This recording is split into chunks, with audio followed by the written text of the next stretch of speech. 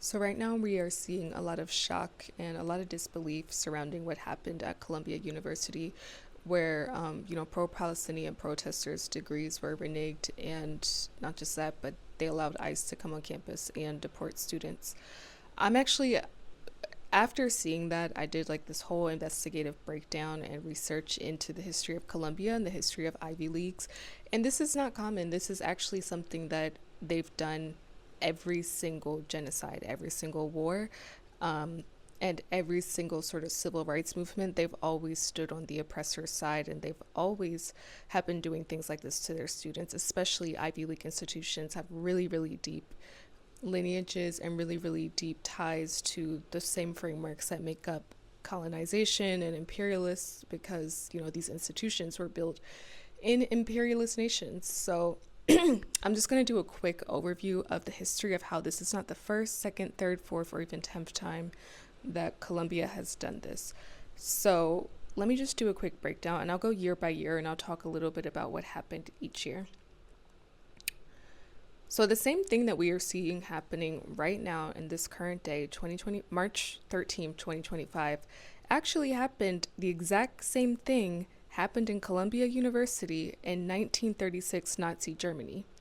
Columbia expelled students for anti-Nazi protest. So in 1936, Columbia University students gathered in front of Hamilton Hall to demand the reinstatement of Robert Burke. And Burke was a student who had been expelled for leading an anti-Nazi protest the previous May. Now, the reason Burke had organized these demonstrations was it was actually against Columbia's own participation in Nazi-led events and Nazi-led celebrations at Heidelberg University. Heidelberg is famously known as an institution that had expelled Jewish professors under Hitler's regime. And instead of supporting student opposition to fascism, Columbia punished Burke for his activism by, permanently banning him from the university. And they actually had a big hand in pushing fascist agendas back then and silencing students who spoke out. By November 1936, the backlash against Columbia's decision had grown, like it's growing now, with the same thing happening in Palestine. So about 500 students at the time from all across the university gathered to protest Burke's expulsion and push for his reinstatement. And at the rally, leaders from the American Student Union, which Burke was a part of, spoke out against Columbia's actions. Does it sound familiar? Does it sound like history is kind of repeating itself? Because it is. And actually, the chairman at the time, Edward M. David, he was the chairman of Columbia's ASU chapter, exposed how Columbia's president at the time, Nicholas Murray Butler, had just outright refused to meet with student representatives despite earlier promising to discuss the university's participation in Nazi-led events. He pointed out that it was Butler's refusal to engage with students that had sparked the mass demonstration the previous spring. So they pretty much were just proud Nazis supporters, sympathizers, and maybe Nazis themselves, and silent any student, didn't want to meet with any students, just anybody who spoke out was expelled. So James Weschler, who was the former editor of the Columbia Spectator, also called out Columbia's attempt to crush the student movement by expelling Burke. So he made it clear that this was not just about, one student, right? This is about the line between being a Nazi and not being a Nazi. And Columbia was trying to destroy the American Student Union altogether by making an example out of Burke. So they were actually trying to get rid of the student-led organizations the same way they are currently trying to get rid of student-led organizations who support Palestine by demonizing it and labeling it this false threat that, we have to be protected from, right? The same sort of propaganda and totalitarian Gestapo tactics that were used back then is being now used twice as hard against Palestinians and anybody who supports Palestinians. Now, Burke himself actually addressed the crowd during this, and he was calling out the university's authoritarianism. So he questioned whether Columbia's leadership had the right to dictate what students could think and believe. And I think there was one direct quote from him where he said, "It is a question whether the president, dean, and trustees of Columbia will tell me what to think and do, or whether I should do that thinking myself." And I think if a student rally were to happen, if something were to happen, like a student rally were to happen right now, those exact same words would apply. Columbia's been doing this for generations. They've always supported genocide, mass murder, and evil. Now, one thing I think is just a full circle moment is the fact that the way that students, the exact same thing is happening where history repeated itself. And I think this should be such a telltale sign that Trump is literally repeating these same totalitarian tactics as Hitler, Mussolini, Stalin, Pol Pot, Stalin, straight out of a play-by-play book, page-by-page book of ABC tenets of white supremacy, ABC tenets of genocide. Because in the early days when Hitler was just getting started, we started seeing university students being targeted in these ways where these protests, anti-Nazi protests, were being shut down. Same when Trump's regime and his presidency is just getting started, and only a month or like 2-3 months in, he's shutting down any student who is, standing against genocide and standing up for Palestinians. And it's happening in the exact same way at the exact same institutions like Columbia. And actually, something that was so scary that just felt like it was an exact reincarnation. So all the way back in 1930s, tensions was growing on campus and students took direct action as they should. So hours after the rally, they put red paint and they splattered it across the walls of John Jay Hall and South Hall, as they should, where, the Harkness Library was located. And the protests actually marked the campus with like a visible reminder of the administration's complacency and complicity in fascism. And the only evidence left behind was an abandoned 2-gallon paint can and stained cotton with no suspects identified. Now, this literally just happened a few hours ago. Somebody did the exact same thing. I'll put a picture behind me or on the screen. This is 2025, just yesterday. The same exact chain of events is happening, and if this isn't a harbinger that Trump is just an outright fascist, white supremacist dictator. But it's the same exact playbook of exactly what the Nazi Party did and exactly how Columbia supported the Nazi Party and exactly how students rebelled. Now, back then, Columbia immediately framed this as vandalism to discredit the movement, though, there was no linking it to activists or anything, but of course they're going to say that. And meanwhile, police launched an investigation to student leaders. They were told not to protect the campus from threats, but to track and intimidate those who organized against Columbia's Nazi affiliations. Now, does that sound like ICE? Does that sound like the modern day police? Which it does. Now, what ended up happening is the administration never reinstated Burke. They never brought him back, and instead Columbia upheld its decision to expel him. And this just, sent a clear message of what they represent, what they stand for, that they would rather punish students for speaking out against fascism and genocide than acknowledging its own deep-rooted ties to Nazi Germany, which the same thing's happening today. They'd rather punish students for speaking out against genocide and the killings of many Palestinian men, women, children, babies, than to acknowledge that they are literally state-sanctioned.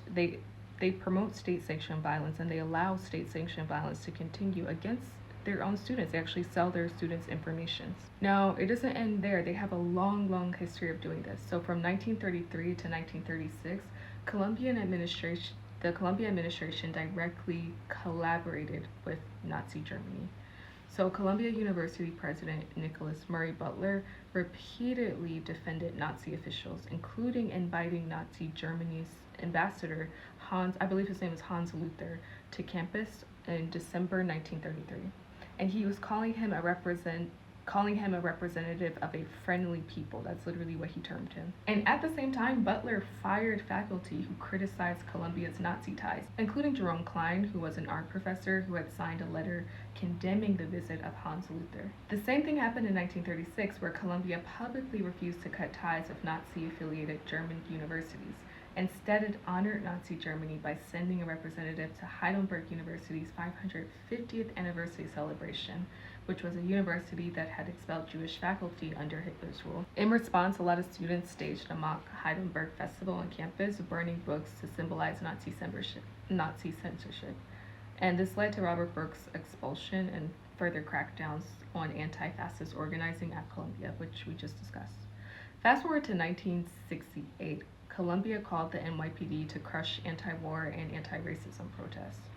So on April 23, 1968, Columbia students occupied 5 buildings, including Hamilton Hall, the famous Hamilton Hall where it all goes down, And this was in response to the university's ties to U.S. military research aiding the Vietnam War. A planned segregated gym in Harlem, which a lot of black students and Harlem residents denounced as racist land theft, which it was. This is what it was in response to, right? But on April 30th, 1968, Columbia called the NYPD, leading to a really violent raid on the occupied buildings. And helmeted officers stormed in, attacking, arresting over, I think, like 700 students, leaving a lot really like critically or just deeply injured.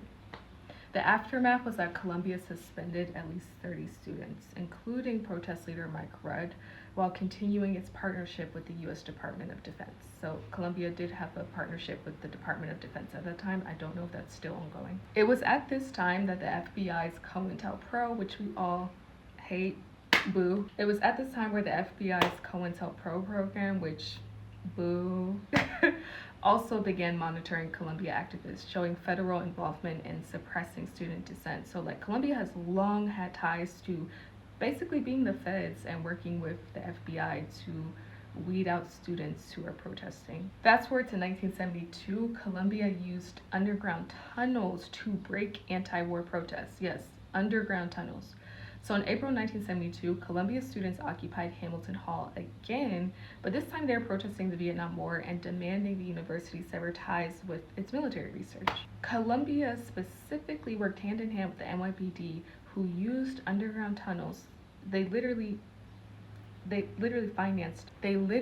financed and got the NYPD to use underground tunnels beneath the university to secretly enter Hamilton Hall and forcibly remove students. Like, this was the most calculated setup ever, where the same thing that you see happening with ICE happened years ago in 1972, where they worked with the NYPD to build underground tunnels and have the NYPD take students. This time, they're just going straight up in a dorm room. They're not even bothered to go underground or build any tunnels. So unlike 1968, Columbia avoided mass arrests, but still suspended and disciplined student leaders. And the university maintained its financial and research ties to U.S. militarism. By 1985, Columbia began to use courts to end anti-apartheid protests.